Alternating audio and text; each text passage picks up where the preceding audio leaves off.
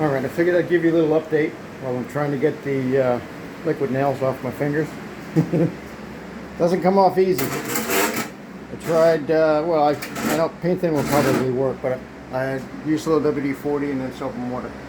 And I'm working on it, so. Alright, so my nailers are in. All, what you see there is liquid nails. And that's in. This side is in. I had to move this board over, so that's done.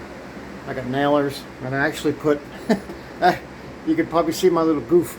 I already had a nailer there, but I didn't realize it until I already had this thing cut and liquid nails on it, so I figured, oh, I'll just put it up. But this was my new nailer. As soon as I made my king stud became my nailer. So now I'm looking over. Turn some lights on here.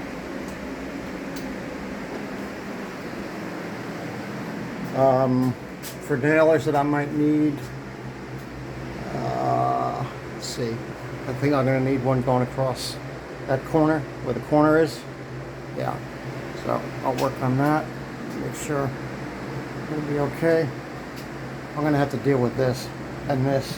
This is going to be in my way. Extension for the wall. I just realized that. So I'll deal with that. And the big nailer is going to be over here. This one.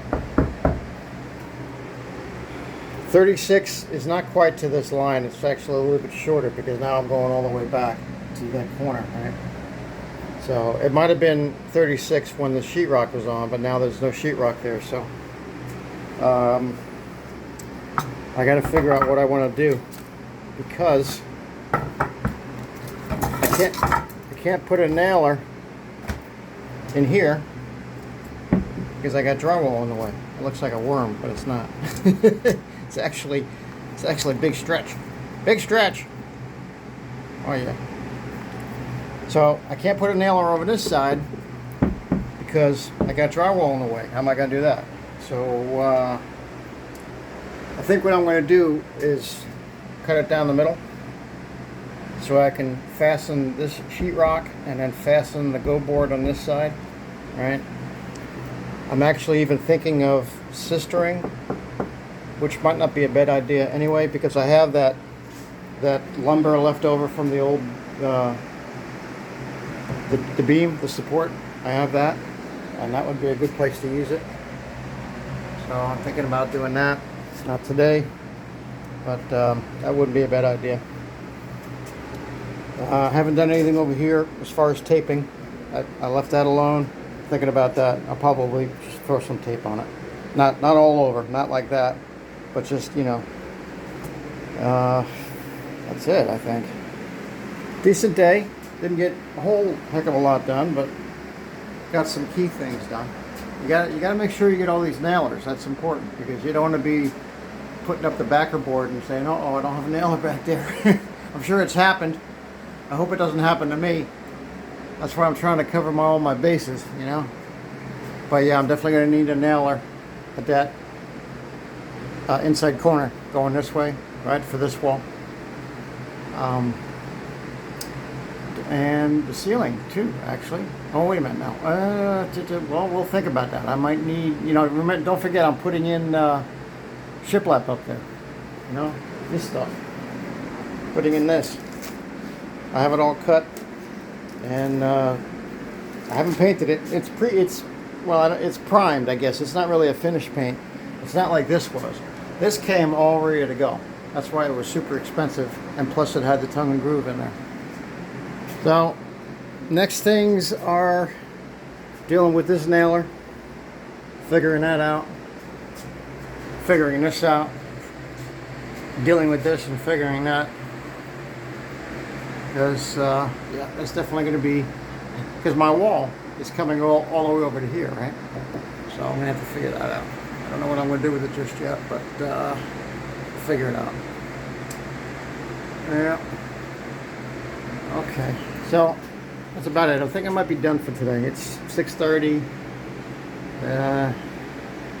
The only things I might do is some small stuff. I gotta clean up. I gotta vacuum, clean up. I might deal with that down there. I've been looking online and at Home Depot and Lowe's for some ring. What do they call them? Hook clamps. They use them on battery terminals a lot, and I need some for my 8-gauge grounding because when I ground it to the box, I don't just want to splice the 8-gauge. I want to have it, you know, a solid connection. So I'm looking at that, and then when I connect it to the motor or the chassis or somewhere, a good ground down here, right? I was thinking of, yeah, somewhere where there's a good looking ground. I was thinking right on that bolt right there. See that bolt? The big one? Yeah, I was thinking about undoing that, and that might be a pretty good, decent chassis ground. So, but more on that later. All right, that's it. I don't think I'll do another one tonight. Because unless I get a big burst of energy and you know, decide to do some work, you never know. But and I see my smiley. I put my smiley face in wrong. See that? Oh, maybe that's why it's going a little whoop-de-doo. Yeah, that smiley face was supposed to be out, facing out. Anyway, you probably wouldn't notice that unless I just told you that. But that's all right. It looks like I can see it now. But yeah, it was meant to come this way. I'm leaving it. It's as long as it's plumb, I don't care. As long as it doesn't create an issue, should be fine. All right. In fact, I'll leave you with that little smiley face right up there. Wait, let me push you in. Yeah, I'll leave you with that little guy right there. All right. Stay tuned. There'll be more to come.